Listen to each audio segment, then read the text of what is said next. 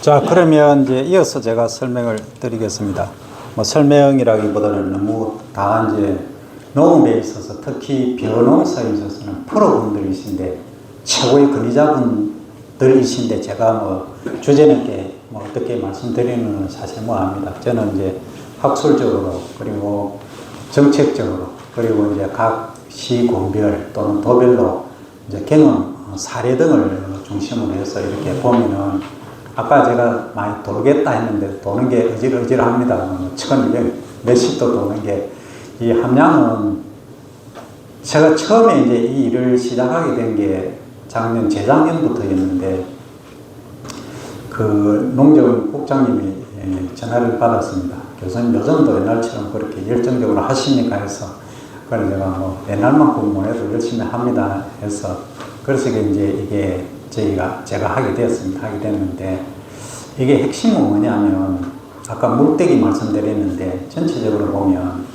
우리가 이제 쌀 농사를 이렇게 짓는데 천대받고 이런 상황에서 어떻게 하면은 이 지구 환경도 지키고 아까 말씀드린 그런 공익적 기능도 하고 천대받지 않고 할 수 있겠느냐 하는 차원에서 정부가 이제 전국에 8개 도 그러니까 강원도, 경기도, 충남부, 전남부, 경남부 이런 식으로 해서 8개 도에 이제 그 각 도의 소위 거점 공립대학 중심으로 이 일을 진행을 하고 있습니다. 하고 있는데 처음에 이제 경남에서 시작한 어령군입니다.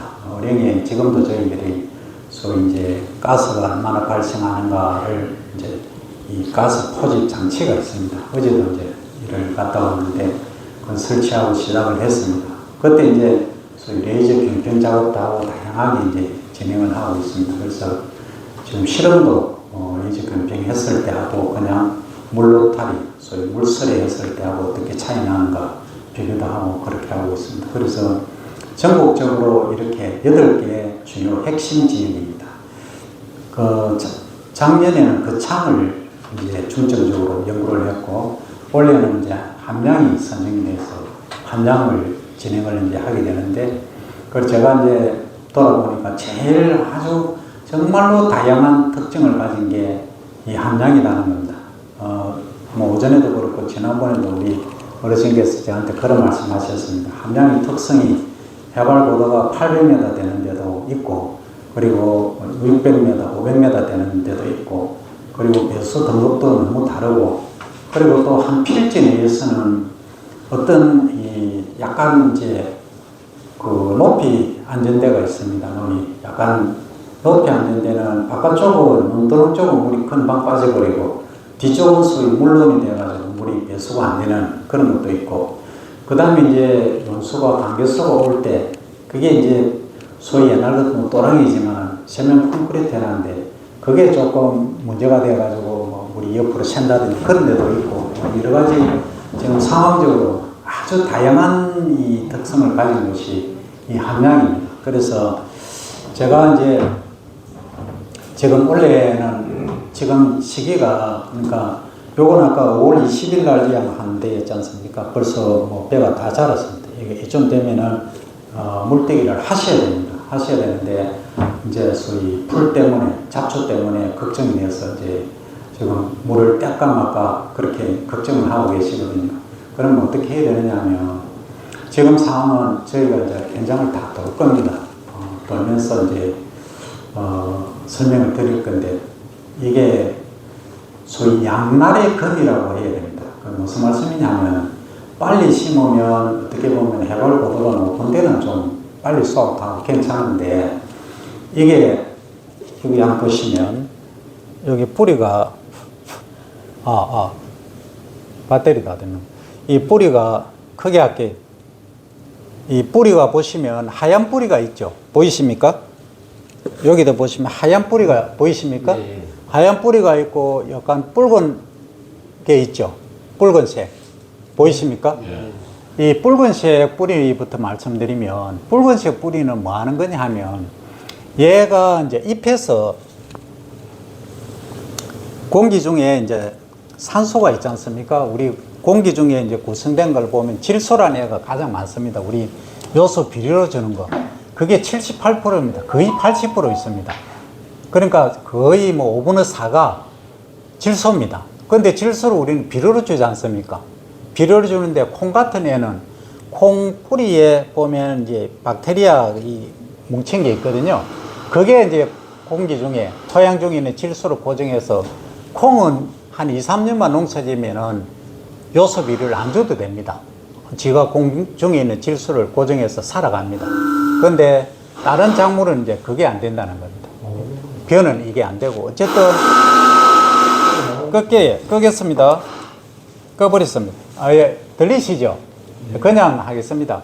자, 그러면 이제 벼는 그런 게 없습니다. 그래서 저희들이 이제 연구자 입장에서는 콩처럼 이렇게 공정의 질소를 고정하는 애를 만들어서 집어넣어 가지고 요소 비료 안 주고도 농사 지을 수 있게끔 하려고 노력은 합니다만 효율성이 너무 낮습니다. 왜냐하면 논에는 물을 대지 않습니까? 그죠? 그러니까 걸주균을 이렇게 만들어 놔도 그게 안 된다는 겁니다. 그래서 일단은 요 생긴 대로 우리가 활용을 하는 건데, 이 공기 중에 있는 이제 공기 중에 가장 많은 게 질소라 했고 우리가 비료를 주고, 그 다음에 많은 게 우리 숨 쉴 때 뭘 들이마십니까? 산소죠. 예, 산소가 21% 있습니다. 그래서 엄밀히 말하면 질소하고 산소가 거의 공기 중에 대부분입니다. 그러면 얘는 뭘 먹고 사느냐 하면, 잎은 우리가 숨 쉴 때 내보내는 게 뭡니까?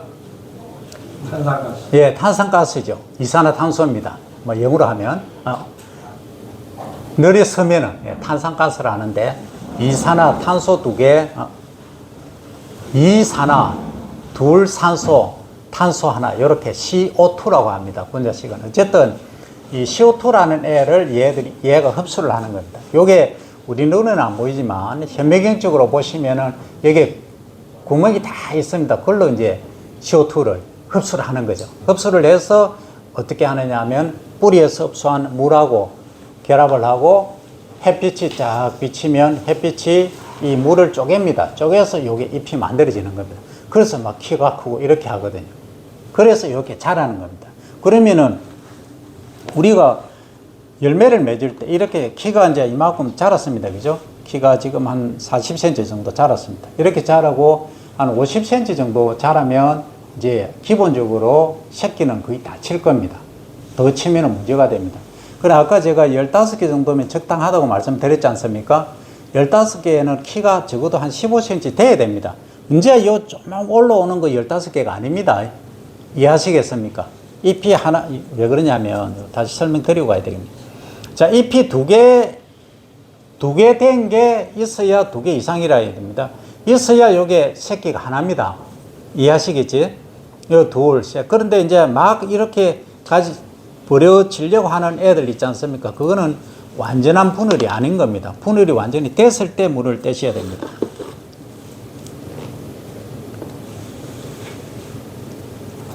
요거는 전체적으로 요런 거 아래 요 생성되려고 하는 거, 이런 애들은 아직 멀은 겁니다. 적어도 요 정도, 이 이상 잎이 이 정도 올라와야 됩니다. 그래야 분열로 카운트 됩니다. 이게 분열이긴 해도 아직 멀었다는 겁니다. 이해하시겠습니까? 그러면 나중에 열매를 맺는 건 어디서 맺느냐 하면, 이 아래쪽에 마디 지상부, 그 무리의 두 번째 마디에서 여기서 이삭이 맺힙니다. 여기서 만들어집니다. 맺히는 게 아니고 만들어져서 요렇게 줄기를 타고 올라와서 잎 밖으로 요렇게 나옵니다. 그게 이제 이삭이 되는 겁니다.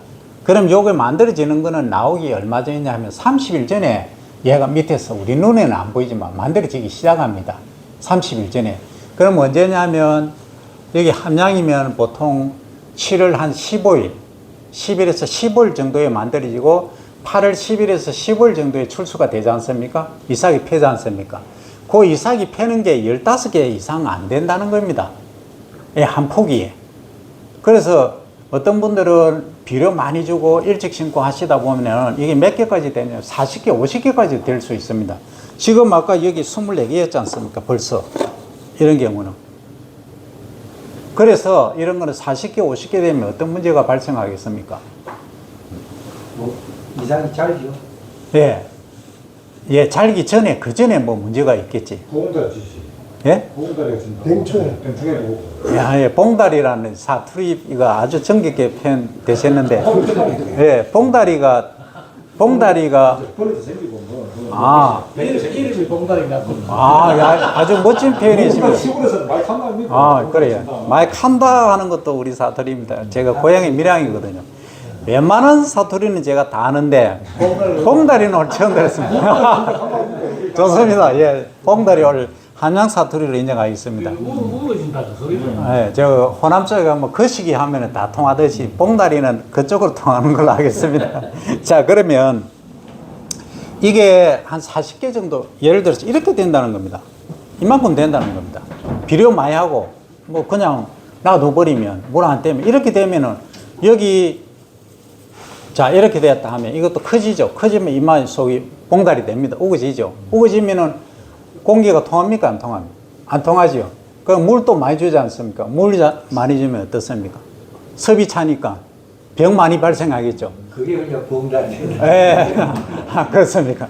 그러면 이게 또 잎이 연하지 않습니까? 연하면 누가 좋아합니까? 뜯어먹기 좋지 않습니까? 그럼 충이 또 달라드는 겁니다. 특히 이 주변에는 전부 산 아닙니까? 그러니까 뭐 새, 뭐 충, 온갖 것들이 잠복해 있는 겁니다. 그래서 다 뜯어먹어버려요. 그리고 이제 가장 근본적으로 나타나는 문제가 뭐냐 하면 여기 문고병 초기 증세가 좀 나타나기 시커멓게 또는 갈색으로 변하지 않습니까? 줄기가. 이게 엄청 많이 발생합니다. 문고병 발생하면 뭐가 문제인데 하시는 분 계시는데 영양분이 위로 못 올라갑니다. 얘가. 못 올라가면 위에는 어떻습니까? 나중에 이삭은 좀 있는 것 같은데 이삭이 알맹이가 소위 차랑차랑하다고 하지 않습니까? 차랑차랑하지 않고 쭉정이가 많이 생깁니다. 왜냐하면 양분이 제대로 못 올라가니까. 그래서 문제가 됩니다. 그래서 절대 분할수가 15개 딱 되면은 물을 반드시 떼십시오. 그러면 제가 오늘 돌아보면서 제가 고민을 좀 많이 했습니다. 제가 말씀을 좀 줄이고 그 이유가 뭐냐 하면 이 논필지마다 다르고 한 필지 내에서도 특성이 다른데 이걸 일률적으로 지금 말씀을 드리기가 너무 불편한 겁니다. 그래서 제가 몇 바퀴 지금 돌고 있는 겁니다. 그 이제 거창 같은 경우에는 거의 이양 시기가 좀 다르긴 해도 한 번에 이렇게 관리가 가능한데 여기는 뭐 계단식으로 다 되어 있기 때문에 너무 연구하기는 너무 좋습니다. 그래서 우리 이제 다른 교수님이 여기 와서 드론을 띄워가지고 촬영을 다 할 겁니다. 전체적으로. 그러면은 논 필지마다 비료를 어느 논이 많이 했고 물을 떼느냐 안 떼느냐 저희도 오지만 드론을 촬영을 해서 전부 감시는 아닙니다. 현장 실태 조사를 할 겁니다. 그래서 이 실태 조사를 하긴 하는데 이걸 필지도 다르고 다 이 다르니까 너무 다양성이 크니까 이걸 어떻게 적용할 것인가 이게 참 제가 지금까지 고민을 하고 있습니다. 점심 먹을 때도 그렇고 지금도 그런데 다양성이 너무 크기 때문에 그래서 다른 말로 표현드리면은 여기 계신 분들 한 분 한 분이 내가 최고 관리자 또는 연구자다라는 생각을 하셔야 됩니다. 그러면 제가 돌아다니면서 여기 이장님하고 그 단지장님 손 한번 들어보십시오. 예? 목감보. 네. 뭐 쉽게 말하면 목감보. 예, 계시네. 또 마을 이장하고 이장님하고 예, 단지장님하고 하여튼 계시면 제하고는 아주 친하게 지내셔야 됩니다. 제가 인물을 딱 다 드릴 수는 없어요. 어떻게 뭐 다 만나서 집집마다 다 못 갑니다. 그래서 제가 언제 온다 하면 방송을 좀 해주시고 논필지의 대표분만 오셔가지고 전달을 해주셔야 됩니다. 언제 물 떼세요, 물 넣으세요 이런 식으로 일단 그것만 해주시면 됩니다. 그리고 드론 촬영이라든지 이거 해가지고 나중에 최종 교육은 단지별로 이렇게 됐었습니다, 이렇게 진행됐습니다 라고 보고 드리고 그렇게 하도록 하겠습니다. 그래서 교수님 그 중간에 한 말씀 올리자면 그 물관리하는데 예.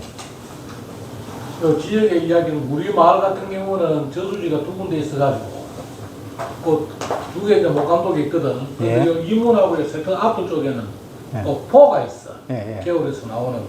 그러니까 뭐 지금 말은 목감독이라고 하지. 우리가 이 지역에서 쓰고 있는 말은 그분들하고 이제 일정하게 해야 그 관리가 되지. 예. 그렇지 않고 혼자 이렇게 물 관리하려고 하면 어려웁니다. 그것도 모래기도 거의 동시에 다 거의 이루어지고 그게 와야 4월 차고 그 기업은 어떻게 됐습니까? 뭐 고려 하시면 우리 교수님이 알아가지고 고려 하시면 좋을 것 같아요. 알겠습니다. 그러면 이제 뭐 우리 양 대표님하고 또 예배도 드리고 그렇게 진행하도록 하겠습니다. 그리고 여기까지는 다 이제 이해를 하셨지? 예. 뭐 혹시 뭐 질문사항이 있으면 뭐든지 관계 없습니다. 제가 말씀드릴게요. 예, 예. 이제 우리가 이제 기계로 하는 거는 거의 고정적으로 이렇게 다시 신다 아닙니까? 예. 그러니까 이제 기계가 이제 근원에 그 필지에 다 하고 이렇게 나오잖아요. 예. 그러면 그걸 떼어야 된다는 이야기거든요. 뭐 그 기계가 못 심고 나온 자리는 네. 사람 손으로 다 떼어야 된다는 건데. 예, 예.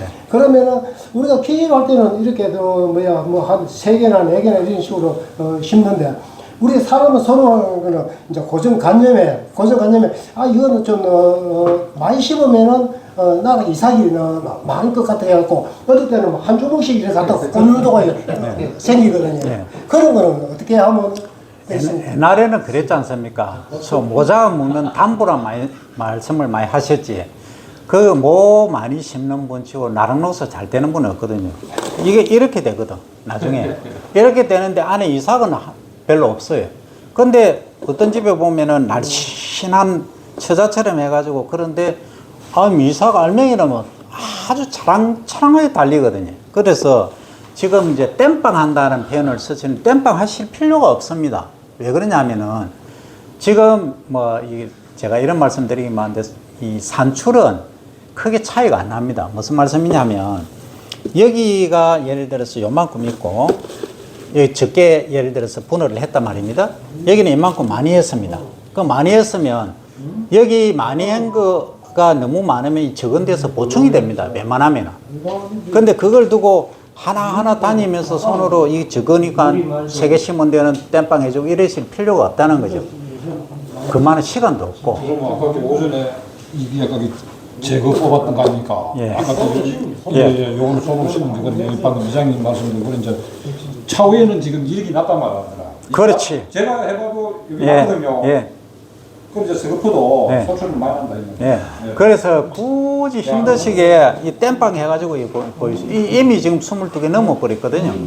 이거 나중에 병 많이 하고 이 소출이 없다는 겁니다. 그래서 이제 어떤 데는 13개가 있고 12개도 있고 19개도 있고 20개도 있고 하다 보면 다양하지 않습니까?